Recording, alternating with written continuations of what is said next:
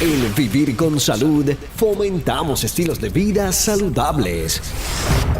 Lo que la mayoría de las personas llaman el hombro es realmente un conjunto de varias articulaciones que se combinan con tendones y músculos para permitir un amplio rango de movimiento en el brazo, desde rascarse la espalda hasta hacer el perfecto lanzamiento de pelota. Pero la movilidad tiene su precio. Puede llevar a problemas en aumento con inestabilidad o compresión del tejido blando o las estructuras óseas en su hombro, con el resultado de dolor.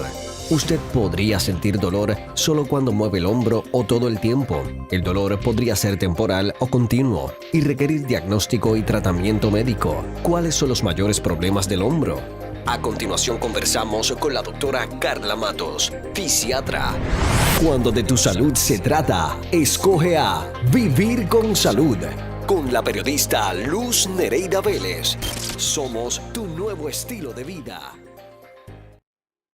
Aquí en Vivir con Salud, ahora vamos a hablar, porque todo está conectado, cuello, hombro, brazo, ¿verdad? Y nuestras manos, sobre ese dolor en el hombro. Y ella ha traído aquí, y yo quisiera que antes de comenzar a hablar, me explicara esas estructuras que tenemos ahí, que son las que componen el hombro, ¿no? Exacto, sí. Esto es un modelo bastante simplificado. Realmente hay muchas más estructuras ¿verdad? En el hombro. Pero básicamente, si lo miramos de esta forma, esto sería lo que es el área de nuestra escápula o lo que la gente le conoce como el omóplato. Encima ¿verdad? Y cubriendo lo que es el omóplato tenemos diferentes músculos, lo que sería el supraespinato, infraespinato, incluso aquí en esta área también hay otro músculo que se llama el subscapularis.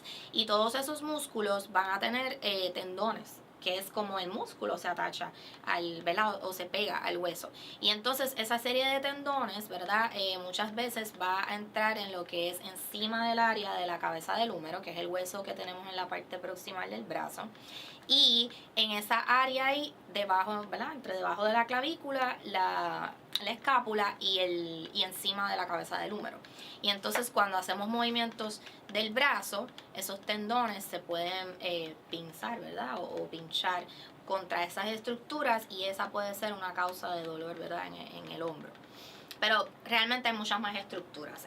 Acá también, aquí no se puede apreciar muy bien, pero está lo que sería ya dentro de la articulación, ¿verdad? Todo esto que hemos hablado Claro, es por la parte alrededor, afuera de la articulación, pero dentro de la articulación, pues igualmente se pueden desarrollar otras condiciones. Hay estructuras que se pueden romper ahí, como el labro, se puede desarrollar artritis en esa área también, y eso pues pueden ser causas de dolor igualmente. O sea que desde lo más simple hasta quizás, ¿verdad? Rotura, ya sea de esos ligamentos, de esos tendones, hasta del hueso, ¿verdad? Que nos une. Pueden haber fracturas de hueso. Y del nervio, ¿verdad? Y problemas con el nervio que discurre en esa zona. Correcto. Sí. O sea que todas esas pueden ser causas para poder tener dolor en esa área, ¿verdad? Del hombro. Entonces el problema es que como está atachado al cuello, yo me imagino que si el cuello está afectado, nuestro hombro también se puede afectar o viceversa. Correcto, sí. Muchas veces el paciente viene con dolor de hombro, pero también tiene asociado, ¿verdad? Problemas de dolor en el área de encima del hombro, que es parte de lo que nosotros decimos el área del trapecio.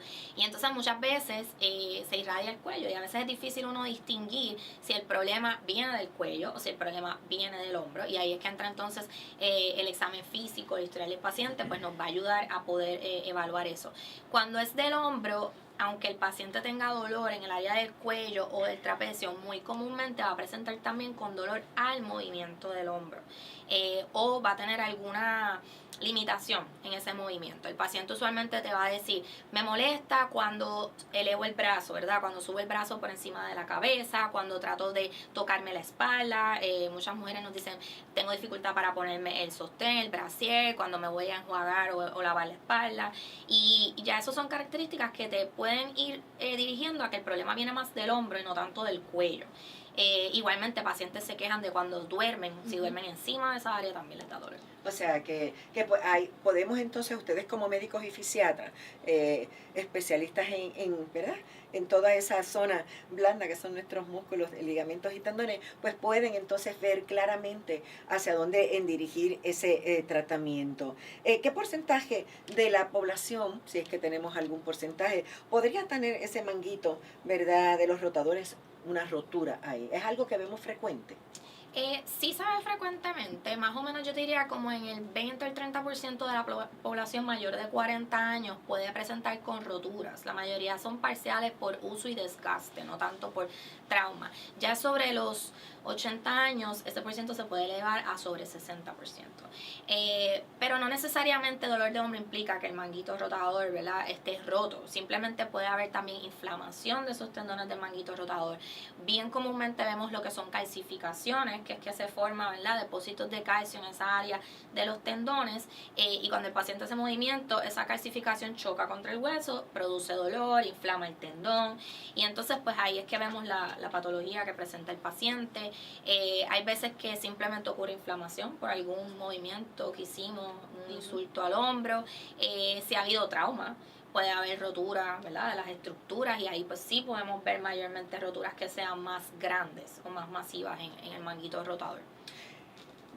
La ansiedad puede ser quizás también una causa que promueva en que en esas zonas se formen estos espasmos tan fuertes. Definitivamente la tensión.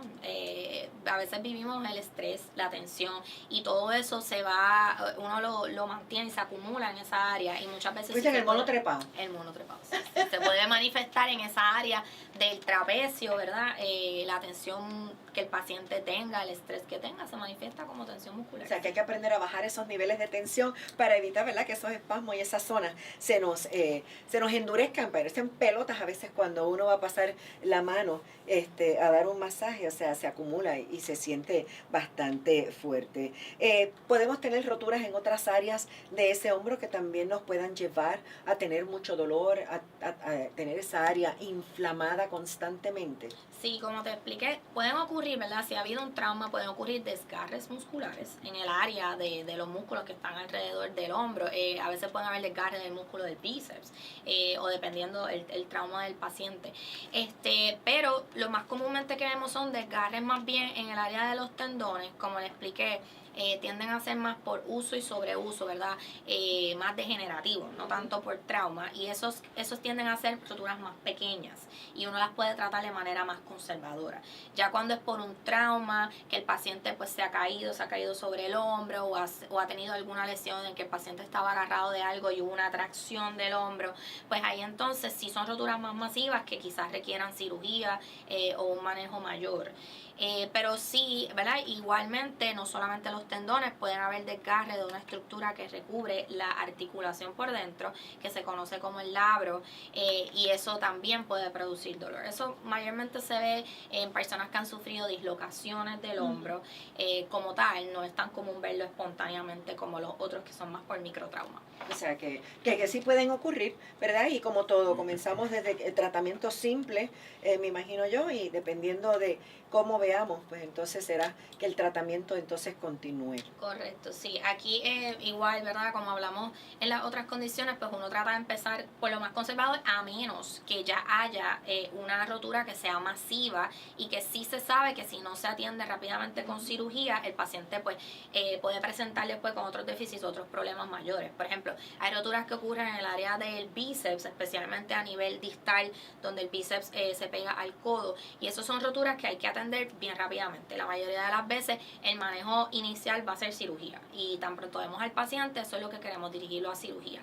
Pero ya cuando son roturas que son más pequeñas, con el pasar del tiempo, pues uno puede empezar con manejo más conservador, medicamentos que pueden ser tópicos, orales, como hablamos, modalidades físicas, terapia física, inyecciones, mayormente pueden ser tanto de esteroides, ¿verdad?, cortisona, como inyecciones de índoles regenerativas, como lo es el PRP, plasma rico en plaquetas, que buscan regenerar a veces esas pequeñas roturas o esos microtraumas, de una manera que el paciente no tenga que ir a una cirugía. Muchas veces fortalecimiento, si fortalecemos esos músculos, los que están bien compensan por ese que está un poquito afectado, y no es necesario llegar a cirugía. O sea que alternativas hay, lo importante es que las personas, si sienten algún tipo de molestia, de dolor que es bien frecuente o constante, hay que buscar ayuda médica para poder resolver el problema, porque existen diferentes formas de poderlo tratar. Le agradezco agradezco a la doctora Carla Mato Rodríguez, fisiatra, por haberme acompañado. Vuelvo a repetir los teléfonos en el área de Atorrey, es el 787-754-0725 y en el área de San Francisco el 787-208-2366. Recuerde que todo a tiempo tiene una mejor prognosis, un mejor tratamiento y resultado. Gracias, doctora. Gracias a ti, Luz. Me voy a la pausa. Cuando de tu salud se trata, escoge lo mejor. Vivir con salud. Con la periodista Luz Nereida Vélez. Regresamos en breve.